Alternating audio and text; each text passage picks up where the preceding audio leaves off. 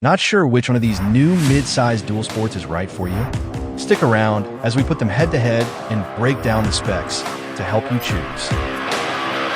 In terms of power output, the KTM puts out 6 more horsepower at the crank and also leads in torque with an extra 2 Nm. As for weight, KTM only provides the figure without fuel, which is 159 kilograms. Based on my calculations, its fully fueled 9-liter tank adds about 7 kilograms, bringing the actual curb weight to 165 kilograms. Ultimately, even though it's quite a bit heavier, the KTM still comes out on top with a better power-to-weight ratio than the Suzuki. On top of that, the KTM still manages to undercut the Suzuki by a whopping $3,500, about 40% less.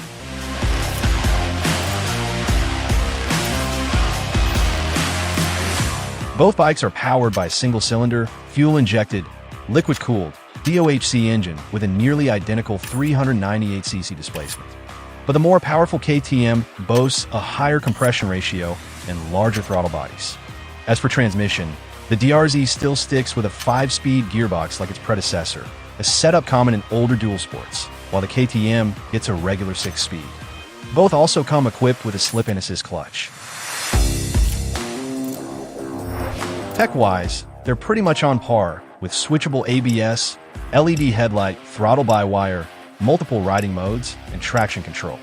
But the KTM stands out with a modernized TFT display and multimedia, while the DRZ sticks with an LCD display.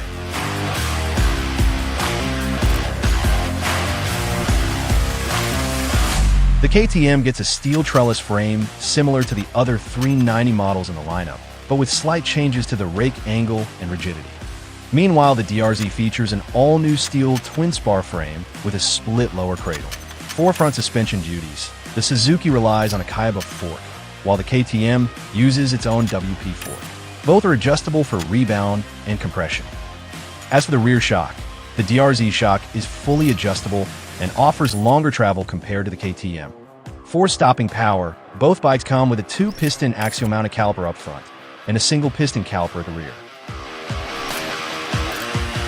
Both have wire-spoked wheels in similar sizes, but the DRZ comes with a narrower tire than the KTM. The DRZ is slightly longer and sits a bit higher, with 28 mm more ground clearance and a 30 mm taller seat height. As for fuel capacity, the KTM has a slightly bigger tank.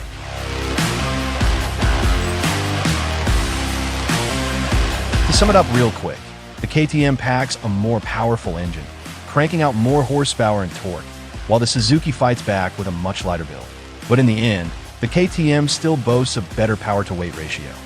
On the electronic side, they're pretty close, but the KTM takes the win with its TFT display and multimedia features.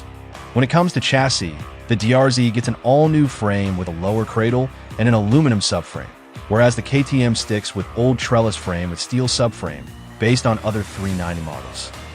Suspension-wise, the DRZ comes out ahead with a beefier fork and fully adjustable shocks that have longer travel. Braking-wise, they're evenly matched, and as for dimensions, the DRZ has more ground clearance, but the KTM wins in fuel capacity.